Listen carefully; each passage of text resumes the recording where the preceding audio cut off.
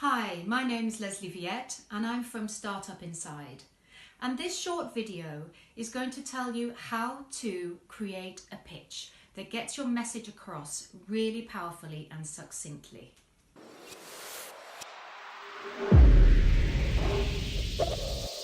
So, this line represents your pitch. Whether you're doing a pitch of 1 minute, 3 minutes or 40 minutes, you need to have a structure that you can follow. And this is what we're going to go through now. This particular pitch is going to last 4 minutes because that really is the most common length of a pitch. So before you begin, you need to think about what key messages you want to plant in the memory and the mind of your audience. These things I would suggest you put in a box at the bottom, clearly in your pitch plan, so that you can keep coming back to them time and time again and checking that your messages are actually being underlined throughout your narrative. So in this case, I've said that I want my pitch to convey energy. I want my audience to remember my energy. I want to make sure that I get across that it will take 3 months to complete and that I estimated about 3,000 euros as a budget. So by having these messages here, we can check back to make sure that we are clearly expressing them throughout the pitch. Now, we'll start off. The first thing to do is to actually introduce a problem statement.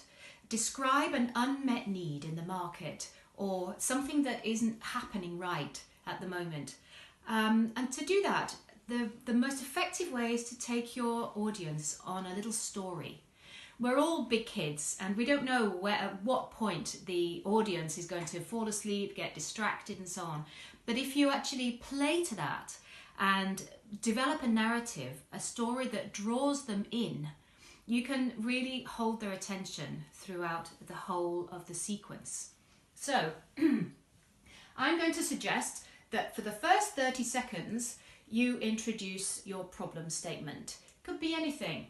Disposable cups are at the moment burn the hands of people taking coffee to work, or what is it? Imagine, is there a person that you can introduce? My friend Mark goes to work, he gets a coffee, he can't hold his cup, so it's annoying. That is just, already you've planted the idea of a person and a situation. So take your audience on a little storytelling journey for the first 30 seconds. And at the end of that, you pause. Very effective.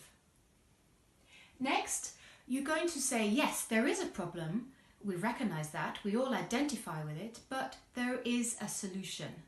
And this is the actual essence of your idea. So I suggest that you present your solution in 3 different ways. First of all, in a sort of tweet length, 140 characters, like the hashtag description. Can you sum up your solution in such a way that it is neatly packaged and can just be taken and used in any other materials? It's a walk away packaged answer to the problem statement that you've presented. So come up with 140 characters to describe your solution. Then in this section, you can also pad it out a little bit with a slightly longer description once you've given that first package of 140 characters. And finally, you're going to give them some sort of visual, physical demonstration. And that will be really the most satisfying aspect of presenting your solution. So we've introduced the problem statement and we've paused. We've introduced the solution and then we've paused again. And finally, you're going to talk about the feasibility of the project. How feasible, how likely is it that this can actually be put in motion and the solution created? You need to talk about the technical feasibility, what tech is involved, the human feasibility, who do you need to talk to, who do you need involved that can make this happen, the legal implications. What is there in terms of the law that says that you need to follow certain guidelines and protocols? And finally, obviously, the financial. What is the financial feasibility? Is the aim of the project to earn you money, or is it to save time, or is it some charitable project? What is the financial basis of your project? So we've got 30 seconds for the problem statement and a pause, about 120 seconds for the solution and a pause, and again about 1 minute 20 for the feasibility, and then after that a pause again. So finally, with a few seconds at the end, you could actually start to talk about your team, who is in your team and who have you got behind you that is going to impress and convince your audience. If you find that you haven't got time to talk about your team, you can attribute these 20 seconds to the other two sections, the solution and the feasibility sections. Now, I want to talk to you a little bit about the importance of pauses. First of all, you will be feeling a little bit under pressure when you're presenting in front of an audience. Having pauses and devoting about 3 seconds to your pause will actually allow you to center yourself again and moderate your voice, and also get the audience used to you perhaps having moments of silence. So if you dry up, if you can't remember your script, if the audience is already used to you using a pause after a section, that will not stand out as anything alarming. So let's go through it again. 30 seconds on your problem statement.